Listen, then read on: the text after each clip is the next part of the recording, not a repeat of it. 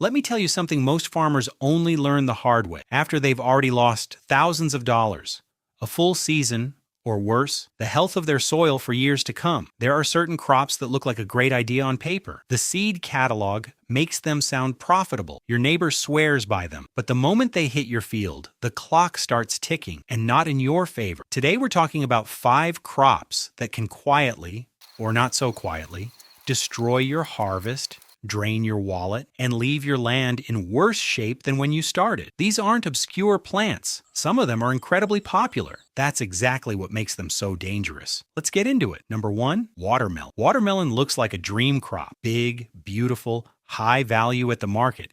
Everybody loves watermelon, and that's precisely the trap. Here's the reality. Watermelon is one of the most resource-hungry, disease-prone, and logistically brutal crops you can grow, especially on a small to mid-sized farm. It demands enormous amounts of water, up to 2 inches per week during peak growing season. If your irrigation system isn't dialed in perfectly, you'll either stress the plant or oversaturate the soil, both of which kill yield and flavor quality. But water is just the beginning. Watermelons are notoriously susceptible to Fusarium wilt, a soil-borne fungal disease that spreads through contaminated equipment, water, and even your boots. Once Fusarium gets into your field, it can persist in the soil for over a decade. There is no chemical cure once your plants are infected. You just watch them collapse. And here's what nobody warns you about. The harvest window is brutally short. Miss it by even a few days, and your watermelons crack in the field, become overripe, and are unmarketable. You've just spent months of labor and thousands in inputs for a crop you can't sell. Farmers in the southeastern United States who grew watermelons through the 2000s and into the 2020s consistently reported that margins collapsed as transportation costs rose and supermarkets consolidated buying power. Unless you have a direct-to-consumer outlet, a farm stand, a CSA, a local market, you're often selling at a loss. Watermelon isn't impossible, but for the average farmer without specialized infrastructure, it's a high-stakes gamble dressed up as an easy win. Stay with me, because the next one surprises almost everyone. Number 2, tobacco. Before you scroll past, yes, tobacco is still widely grown, and yes, it's still ruining farmers. Tobacco has one of the most punishing input demands of any commercial crop. It requires precise soil pH between 5.8 and 6.5. It's extraordinarily labor-intensive to transplant, top, sucker, and harvest, and it is one of the heaviest nitrogen consumers in agriculture. Fields that have grown tobacco intensively for years often show dramatic reductions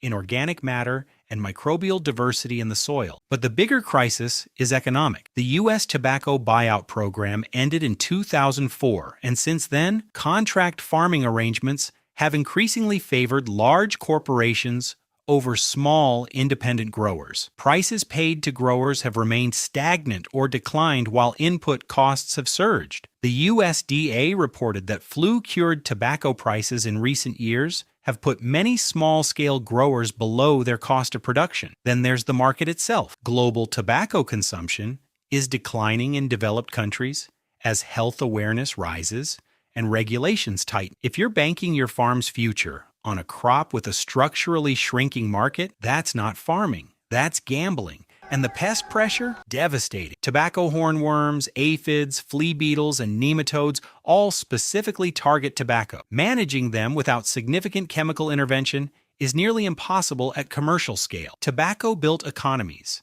It also broke them, and it's still breaking small farms today. Number 3, cotton. Cotton is a crop that comes with an entire ecosystem of problems baked in, and most of them cost you money. Start with the basics. Cotton is one of the most pesticide-intensive crops on Earth. Globally, it accounts for approximately 16% of all insecticide use, while occupying only about 2.5% of the world's cropland. The boll weevil, whiteflies, thrips, aphids, and bollworms are relentless. Managing them requires not just pesticide applications, but carefully timed, strategically layered pest management systems that small farms often can't execute cost-effectively. Even with genetically modified Bt cotton varieties designed to resist certain insects, resistance has been building. Pest populations adapt. What worked 5 years ago may not work this season. Water consumption is another disaster waiting to happen. Cotton is extremely drought sensitive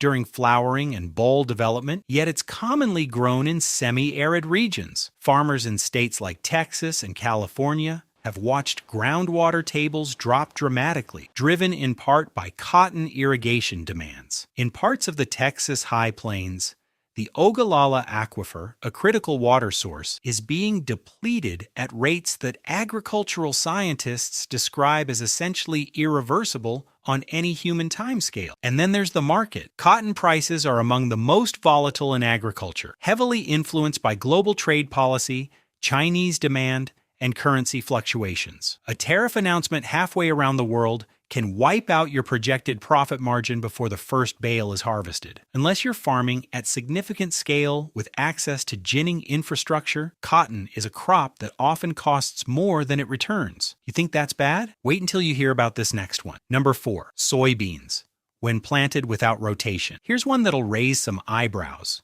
because soybeans are one of the most widely grown crops in the world, and for good reason. They fix nitrogen, they're versatile, and global demand is enormous. But here's the problem. Farmers have become so dependent on soybeans that millions of acres are being planted in continuous soybean rotations, soy after soy after soy, and the consequences are increasingly severe. Soybean Cyst Nematode, or SCN, is the single most economically destructive pest in U.S. soybean production. It costs American farmers an estimated $1.5 billion in losses every year, and SCN thrives in continuous soybean fields.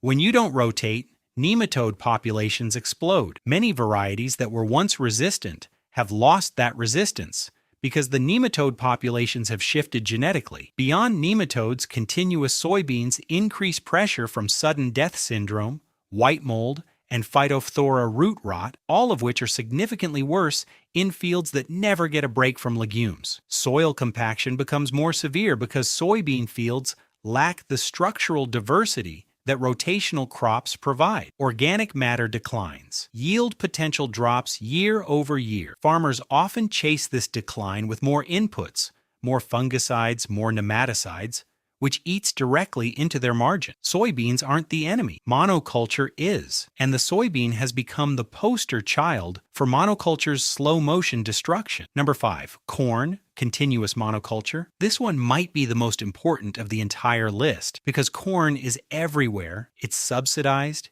it feels safe, and it is quietly exhausting farmland across entire continents. Corn is one of the most nitrogen-hungry crops in agriculture. It can require anywhere from 150 to 250 pounds of nitrogen per acre annually, depending on yield goals and soil conditions. In a continuous corn system, corn planted year after year in the same field, that nitrogen demand becomes a massive, expensive, and environmentally damaging problem. Nitrogen leaching from continuous cornfields is a major driver of water quality issues across the Midwest. The Gulf of Mexico's hypoxic dead zone, an oxygen-depleted area where aquatic life suffocates, is largely fed by nitrogen runoff from cornfields in the Mississippi River Basin. That's an environmental crisis, but it's also a sign of how much nitrogen is escaping fields instead of feeding crops. Corn rootworm is another catastrophe in the making. This pest was once manageable with crop rotation. A simple 1-year break from corn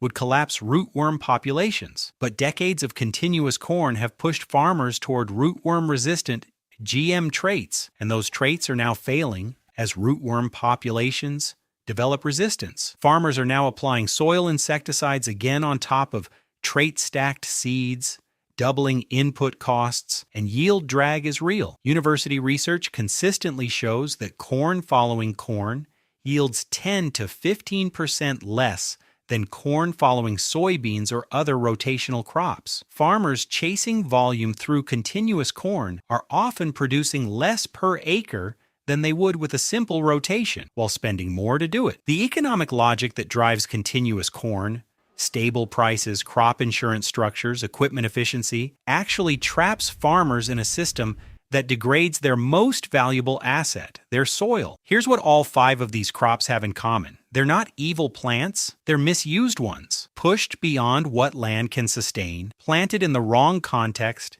scaled without the infrastructure to support them, or chosen because they looked profitable on paper without accounting for what they actually cost. The farmers who thrive, the ones still farming a generation from now, aren't necessarily the ones chasing the highest value crop or following what everyone else is doing. They're the ones asking harder questions before the seed goes in the ground. Questions like, what does this crop do to my soil? Can my market actually absorb what I grow? What happens if the weather doesn't cooperate or prices drop or a pest arrives? Smart farming isn't glamorous, it's not dramatic, but it keeps the lights on, it keeps the land alive, and it keeps you in the game long after others have had to walk away. Know your land. Know your market. Know what you're actually getting into before it's too late. If this opened your eyes to risks you hadn't considered before, do one thing right now. Hit that subscribe button. New videos go up every week covering real farming strategies, crop management, and the kind of honest information that most people only find out the hard way. And here's a question for you. Drop it in the comments below. Which crop has given you the most unexpected trouble on your farm? And what did you do about it? Let's learn from each other, because that's what this community is for.